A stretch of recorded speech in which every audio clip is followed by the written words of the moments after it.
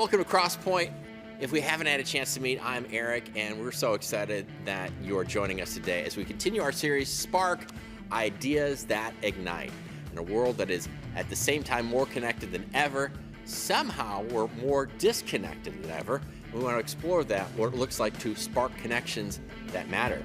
And speaking of connecting, we're so thrilled that you are connecting with us today from wherever you happen to be. We would love to hear from you.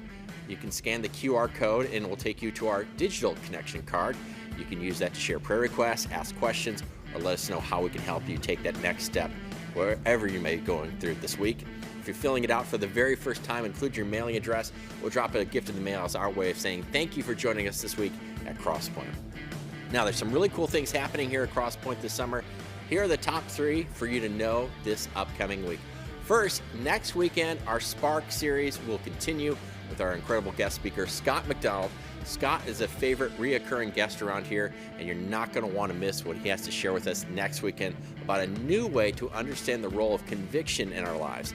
So make plans to join us online or in person next weekend here at Crosspoint. Second, we want to help you throw the best party on your block this summer. You can pick a movie, invite neighbors, and we'll set you up with a backyard movie night kit with super simple instructions on everything you need to know to have a great backyard movie party. Just scan the QR code or sign up online, and we'll set you up with everything that you need. Last but not least, summer is flying by, and kids don't want to hear this before you know it. It's going to be back to school time. But families, we've got some exciting things for you to look forward to as we celebrate Move Up Weekend coming up August 3rd through 6th. Not only will kids be promoted to new environments that weekend, but we've got some fun in store for all ages. On Friday, August 4th, it's Carpool Cinema. We'll be back in the Crosspoint parking lot with the new Super Mario Brothers movie. On Sunday, August 6th, there's going to be a party in the parking lot. We're just having all sorts of fun in the parking lot. Games, food, and fun for all ages. None of these things would be possible without the work of amazing volunteers that make things happen week in and week out here at Crosspoint. If you're already part of one of those teams, thank you so much. If you want to be a part of helping make these and other awesome experiences possible for our community, now is a great time to join a team. And there are so many ways in which you can get involved, some of which you'll hear about later in our service today. Which, let me tell you, we've got a great service for you today. So to get us moving in that direction, Ashley and the Crosspoint Band have a great song from Martin Garrix featuring Bono and The Edge from U2. This is We Are the People.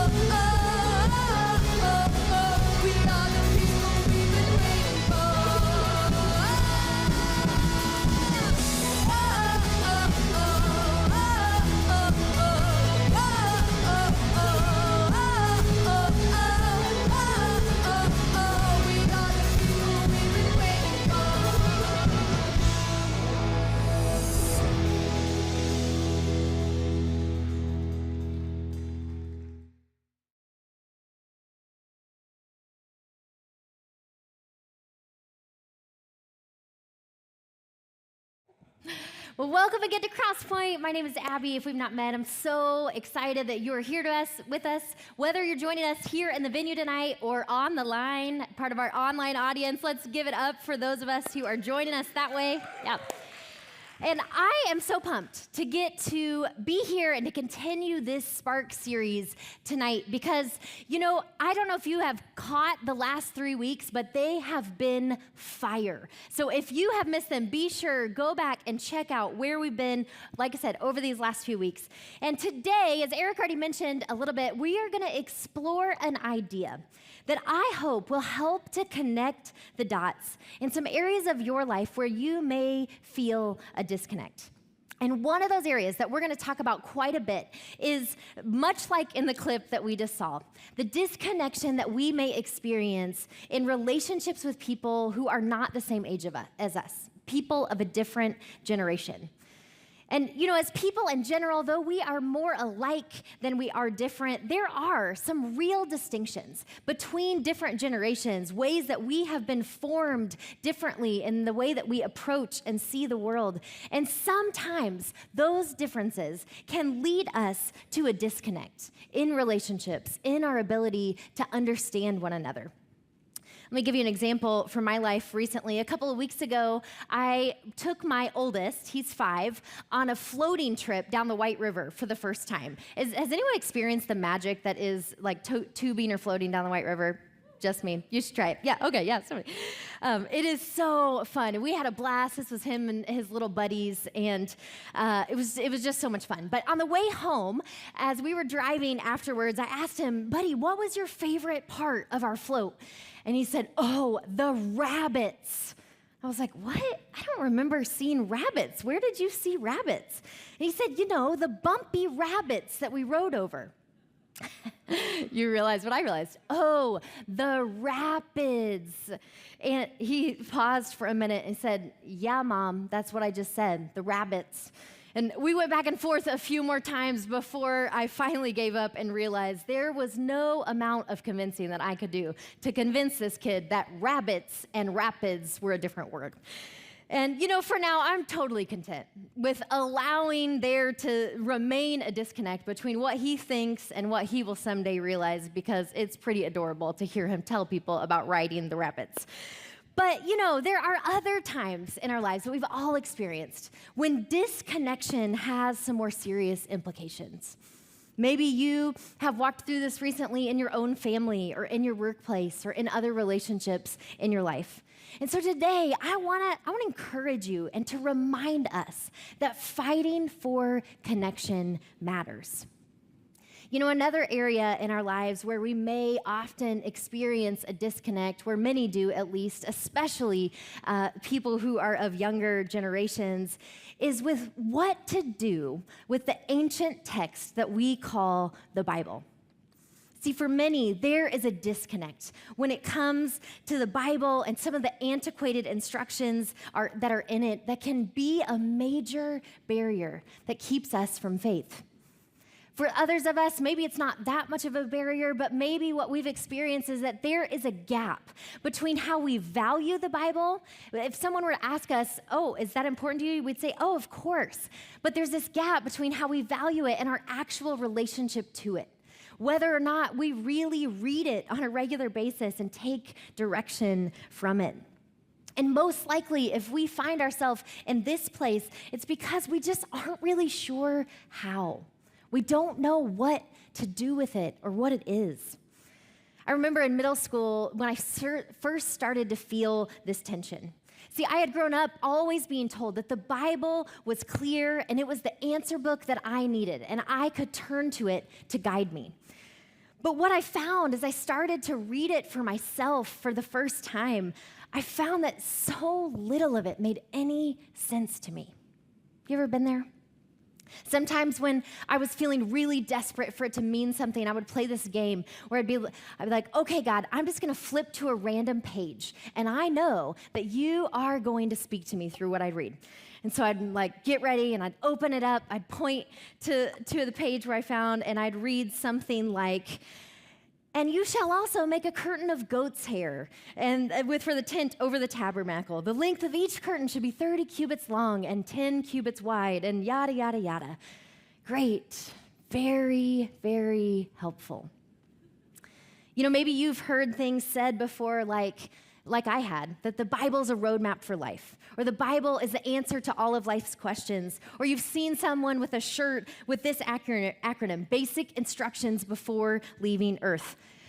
I just have to say, I have a really hard time believing that this guy actually owns this shirt, but who am I to make assumptions? Maybe he does.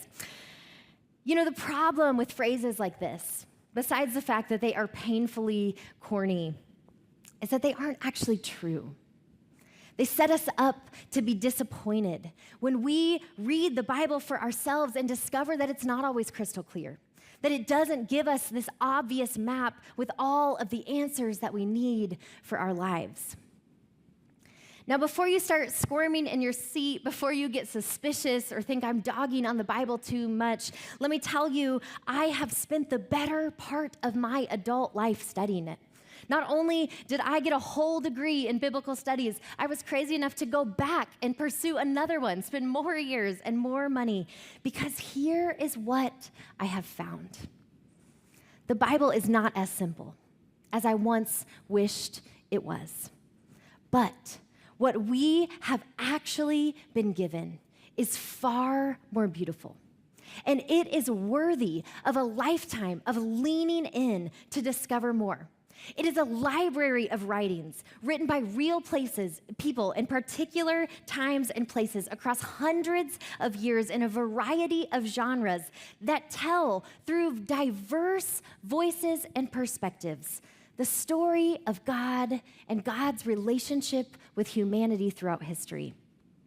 And through these writings, we really can come to know the God who created us, who loves us, and who is inviting us to join the still unfolding story of what God is doing in the world to bring restoration and wholeness, much like Kyle talked about last week. The Bible is true in the deepest sense of that word. And it's also layered and complex and tricky and wild, and often there is more to the story than what we can see from our point of view. We're going to look at a couple examples of that in just a minute, but before we do, I just have to say, I am so grateful that Crosspoint is a place where we can be honest about this tension, because the truth is the next generation and the world in general need us to be honest about this. The next generation and the world around us in general need us to approach the Bible as a conversation starter instead of a conversation ender.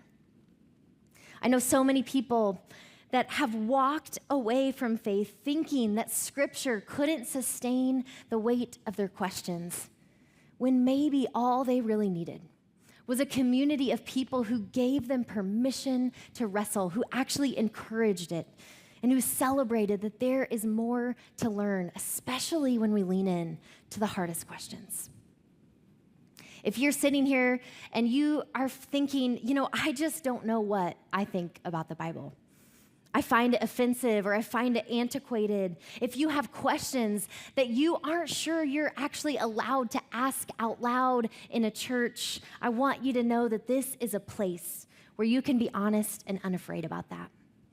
We don't believe that God is overwhelmed by your questions, and we aren't either. Now, speaking of antiquated and disconnected from our lives, let's look at a couple of passages that I'm willing to bet you've never heard talked about in church before. Or if you have, I'm pretty sure you haven't heard them talked about in this way. And these are passages that I think actually have the power to spark some important ideas for us. The first is this commandment from the book of Leviticus. It says, "Do not cut your bodies for the dead or put tattoo marks on yourself. I am the Lord." Now, if you've ever heard someone claim that the Bible forbids tattoos, this is what they're pointing to. This is what they're talking about. It's a verse that has caused a lot of debate over time. Some say the Bible clearly says no tattoos. It's right there. Others argue this is a law that no longer applies to us today. But there's actually another option of how we can look at this, a way that we can learn from the intention behind this ancient law. And we're going to get there in just a minute. The other passage that we're going to look at today is actually an instruction from Paul that he wrote in his first letter to the church in Corinth. And if you've been around Crosspoint any amount of time, you know that we really love Paul around here. We think he's pretty awesome. We're big fans. If you don't know, Paul was a leader in the early church who sparked so much change. He really pushed the envelope to say, let's not get too caught up in the way that things have always been, because Jesus has come to make it possible for us to live into a new way of love, a new way of being a community where everyone is on equal ground. And so you would think, based on what we know about Paul and what he was about, that this one would be easier for us to deal with than that tattoo law. But actually, what Paul says here is even more confusing and honestly offensive. And so typically what we do is we just ignore it. We skip right over it. And it's this instruction that he gives to the women in Corinth about wearing head coverings. It's this whole deal, but basically what he's saying is, men, when you pray and prophesy, don't wear anything on your head. Women, when you pray and prophesy, here's what it says in verse 5. But every woman who prays and prophesies with her head uncovered dishonors her head. It is the same as having her head shaved. These two passages, don't get tattoos, women cover your heads. These are prime examples of that disconnect with the Bible that we were just talking about. But stay with me. Because when we learn a little bit more about what is underneath these weird ancient commands, we discover a spark that I believe has the power to ignite something in our lives today. You know, in every culture across history, there are physical markers that tell us something about a person's identity. For example, in our world today, the color of a person's passport tells you something important about who they are. It tells you where they're from. Or when you see someone wearing a Patriots jersey, you automatically know they are a person that cannot be trusted. Or one more, when you see a gaggle of haircuts just like this walking your way, you know that you are approaching a group of teenage boys. You know, these physical markers, they exist in every world, and the ancient world was no different.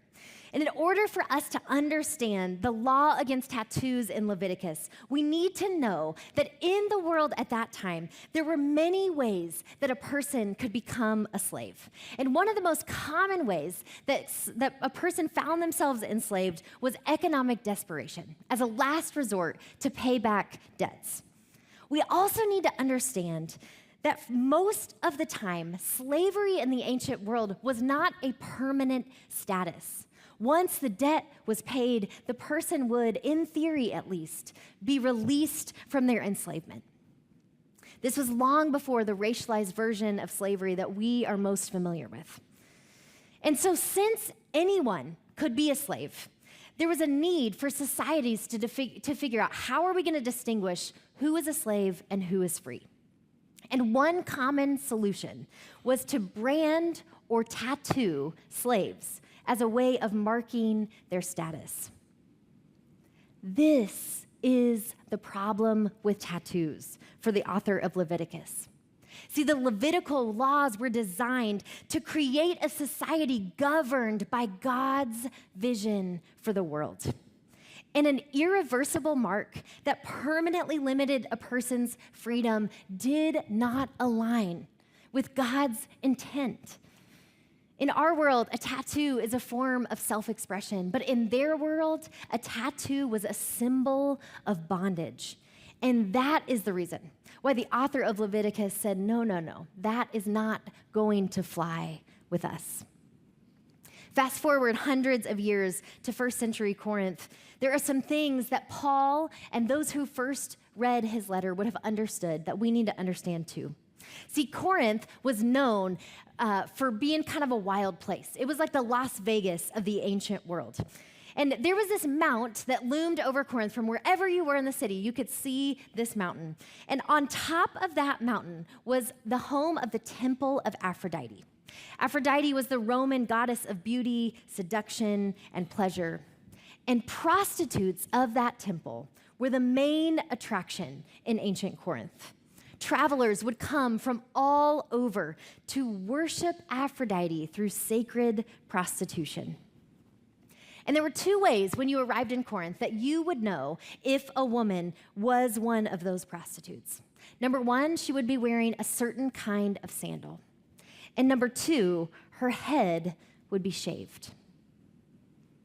Now imagine that you are a part of the early church in Corinth, that you have heard the story of Jesus and decided, I'm all in with that. Imagine that the story of your past included enslavement at the temple of Aphrodite, that you once wore those sandals and had your head shaved and were the object of that worship of seduction. Now imagine, as that kind of person, what it would be like to show up in a community of people with very different stories. See, Corinth was also a really wealthy city. And so you would have been looking around the table at other women with long, flowing hair, which was a sign of wealth and status. Would you have the courage to show up with a sign of shame so obvious as the missing hair from your head? I think this is the key to understanding why Paul would care about whether or not people wore head coverings when they got together. That Paul instructed the Corinthian women to cover their heads so that the differences between the women who had a past that they were trying to leave behind and the others who had a more reputable past was not quite so obvious. Maybe Paul was thinking of those in their community who had found themselves on the outside, and he was advocating for the church to be the kind of community that made space for all people to come. What if his instruction was designed to encourage connection? What if this piece of 1 Corinthians 11 is actually connected to the rest of the letter, in which Paul repeatedly calls out divisions and encourages unity? We see it very early in the letter of 1 Corinthians. He says, "Now I appeal to you, brothers and sisters, by the name of our Lord Jesus Christ, that all of you be in agreement, that there be no divisions among you, that you be united in the same mind and same purpose." Then a little later, just following the head covering instructions in chapter 11, he says, I'm getting the picture that when you meet together, it brings out the worst of you instead of the best. First, I get this report of your divisiveness, competing and criticizing each other. I'm reluctant to believe it, but there it is. He goes on. He speaks to them about being unified as they come to the table together. And then he reminds them of how they are all connected by describing the church as the body of Christ. He says, the way God designed our very bodies is a model for understanding our lives together. Every part dependent upon every other part. The parts we mention and the parts we don't. The parts we see and the parts we don't. If one part hurts, every part is involved in the hurt and in the healing. If one part flourishes, every other part enters into the exuberant. You collectively are Christ's body. That's who you are. You must never forget this.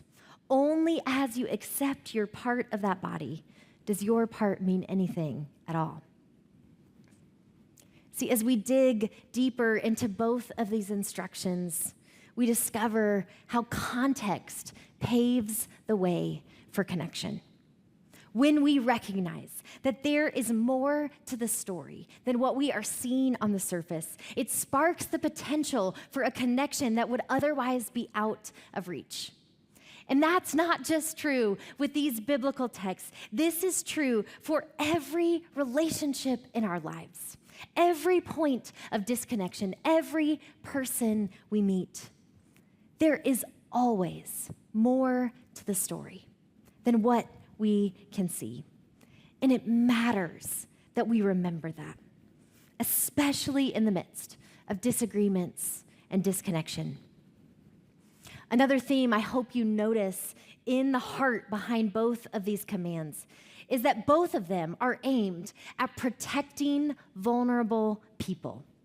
Both the tattoos and the head coverings required the people of God, urged the people of God to do something different than what everyone else around them was doing so that people who had nowhere else to belong could find a safe place to land.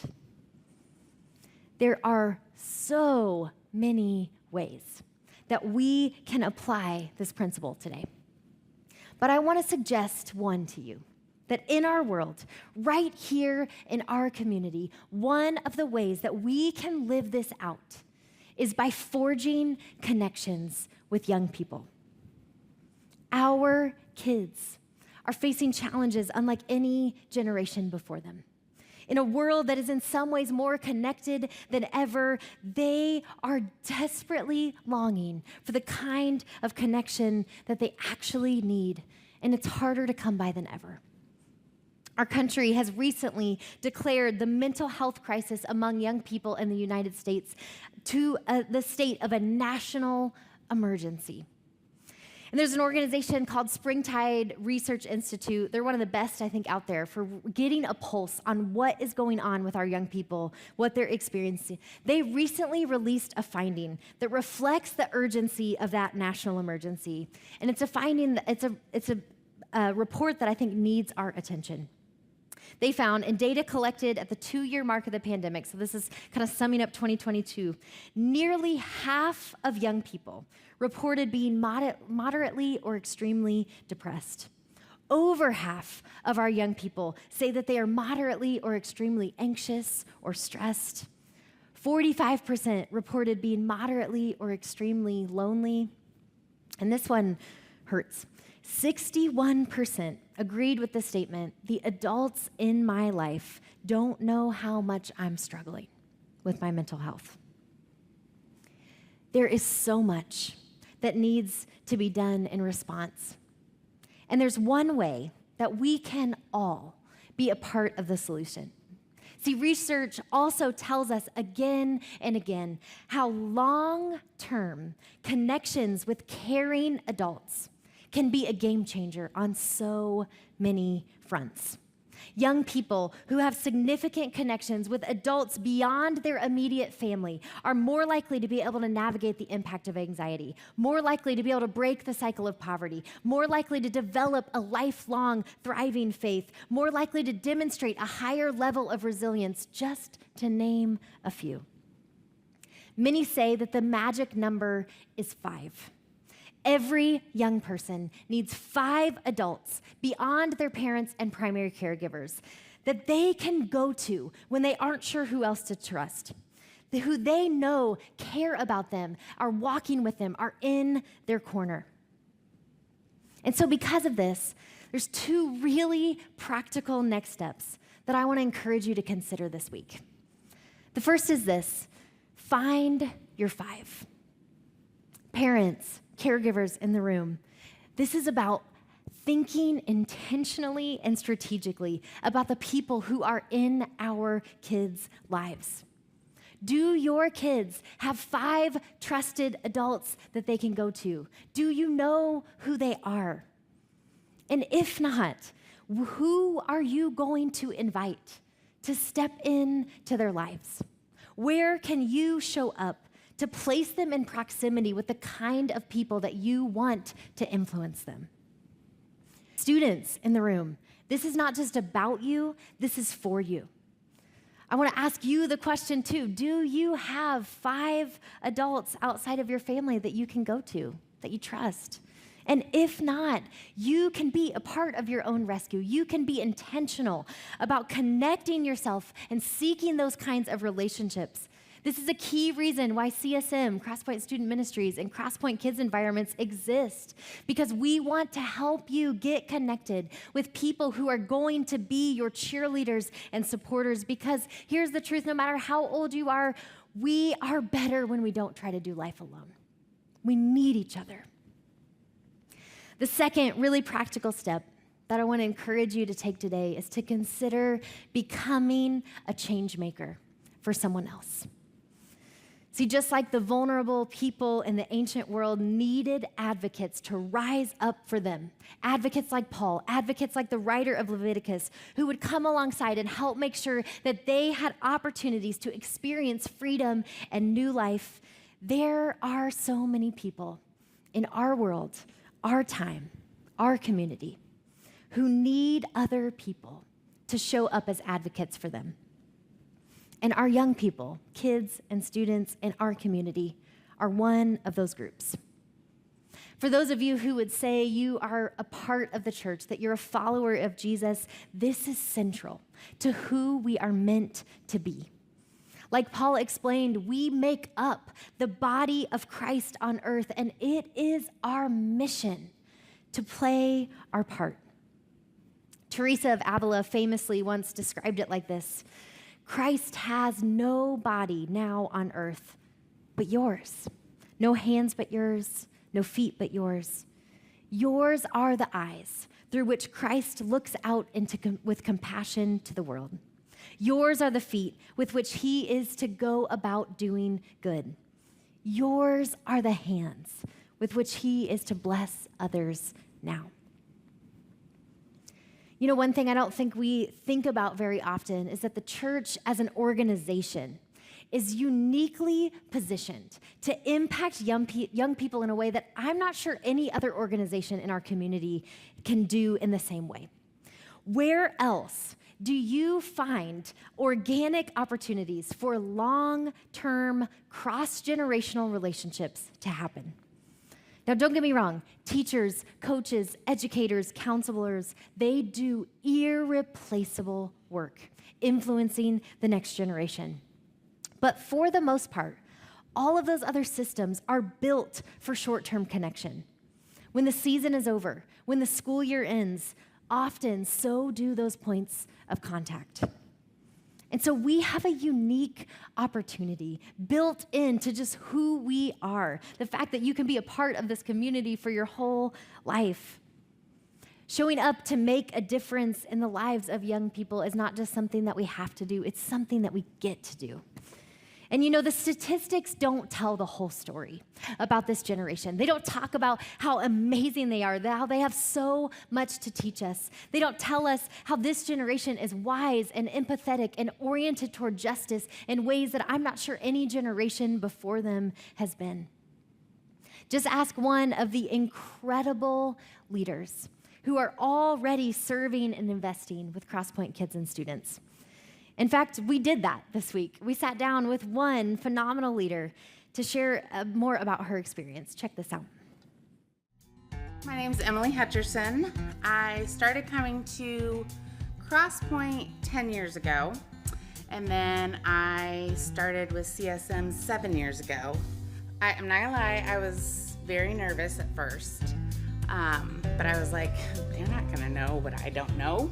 You know, they're not going to judge me, and I'm not going to judge them. So something I love about being a CSM leader is having the opportunity to just be there for the kids and being that safe space for them, but also just watching them grow in their faith is so fun and so just exciting. I mean, you have kids that come in that are like, I don't know what I'm thinking. I don't know how I'm gonna do this, and then a year later it's like they're teaching you things you didn't know about the Bible or whatever, and it's really cool to watch their faith grow.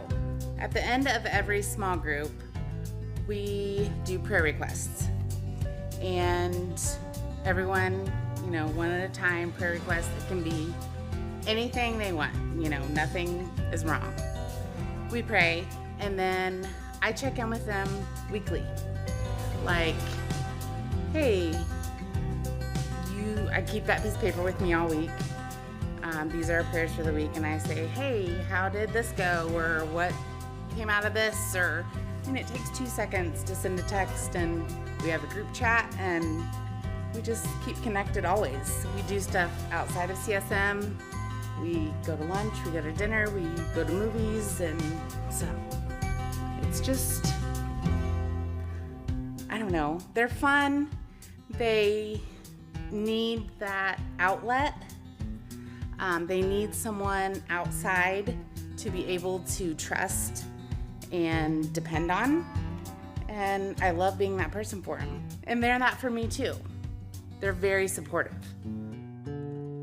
Huge thank you to Emily for sharing her story. She actually filmed that with us after spending the better part of the day serving alongside some of our students earlier this week with one of our missions partners, Cafe. And, Emily is just one of so many phenomenal leaders around here who have leaned in to connect with the next generation among us and are making such an incredible impact. I'm so grateful for them. I'm so grateful for the team that I get to work alongside. I'm so grateful for the people that hold my baby who, sorry, I didn't mean to get emotional about that, that make my son excited to come to church on Sundays.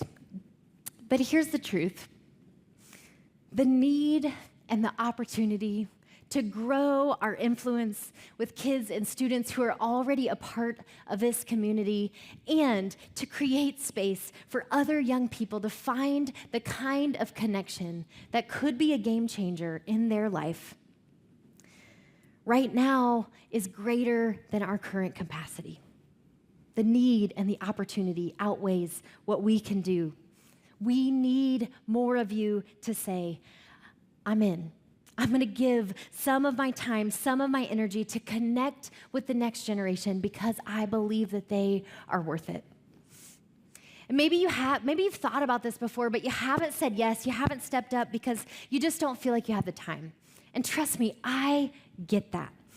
The reality is our teams are made up of people whose lives are really full. They don't have the time, but they have made the time because they understand the value. Or maybe you're sitting here and you're like, you know what? What's holding me back is I'm afraid that I just wouldn't know how to connect, that I wouldn't know what to say or do with a preschooler or with a student. First of all, I promise you, you will not be in it alone. And you are already more prepared than you think. Let me tell you about my friend, Charlie. I've spent now over a decade working in student ministry, and in that time, I have had the opportunity to meet some amazing leaders. But Charlie was a person who was on a whole different level. Never have I met someone with a greater reach of influence among young people. He could literally connect with any kind of person. When I first met Charlie, I was 22, and he had been volunteering with middle schoolers for as long as I had been alive. And when Charlie passed away a few years ago, literally hundreds of stories poured in. So many people showed up to give witness to the way that Charlie had made an impact in their lives. He had this way of making every person he encountered feel seen and loved. And he did it by being unapologetically authentic. He didn't worry about being relevant. In fact, he would regularly say things that were so off the wall that made no sense to people that were younger than him. Probably honestly made no sense to people who were his exact same age. But it didn't matter that we couldn't always connect with what he said because Charlie made it abundantly clear how much he cared. He taught me so much about what kids need more than anything are adults who will show up consistently for them and just offer them unconditional love. Now, I'm not asking you to make a 22-plus year commitment. Don't worry. I'm simply asking if you might consider giving it a try. Couple of opportunities. This August, our student ministry is going to be kicking off the school year with a 4-week back-to-school event that's so much fun. It's called The Chase, starting August 13th here on Sunday nights. And I wonder if some of you might consider making just a 4-week commitment to help make that an incredible experience for every student who walks through our doors. Or maybe others of you are ready to check out what it would look like to be a part of one of our kids' environments on a Sunday morning through a First Serve. There are so many ways that you can get involved with kids, so many ages, so many options that will work with your schedule. And so we want to give you the opportunity before we leave this room and get back to all of the things that we have going on in our lives and forget all about this, to make that decision right now. And maybe not even make the decision, but just to say, you know what, I'm curious about this. I would like to know more about this. There's a couple of ways that you can do that. Number one, you can use this QR code, and you can fill out a digital volunteer form through that. But if you're more of a paper person, we want to make it easier for you. We actually have a couple of tables here in the front and also out in the lobby where we've got some physical cards with some opportunities where you can say, you know what, I want to jump in with the next generation, or I want to know more about what that might look like for me. So I want to encourage you to as we go through this last song, as the band leads us through one more incredible song, to consider what would it look like for you to be a change maker for someone else. Let's stand as we get ready to sing this, and let me pray for you as we do. God, I thank you that you are a personal God, that you are a God who knows us and loves us and wants to connect with us. God, you see the things that we have brought in to this place. God, you also see the emotions that some of what we've talked about tonight may stir up for us. You know the concern that we have for kids that we love. You know the uncertainty that we feel about how to be what they need. God, would you help us to trust that you care for them more than we ever could? That you are guiding them and working in ways that we cannot yet see. Would you bring the right people around us, bring the right people into their lives who can echo the truth that we are longing for them to hear? And God, would you help us to be the right person for someone else? Would you open our eyes to the opportunities right in front of us, where we can lean in, where we can be an advocate, where we can say, yes, I want to do my part to make a difference, to be a change maker. Thank you, God, for all that you're doing and for this meaningful purpose that you invite us to be a part of. Amen.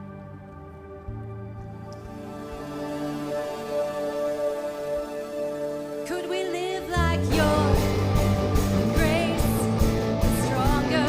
Go and put your hands together. Than all our fails and failures. Could we live like your love is deeper than our hearts could fathom?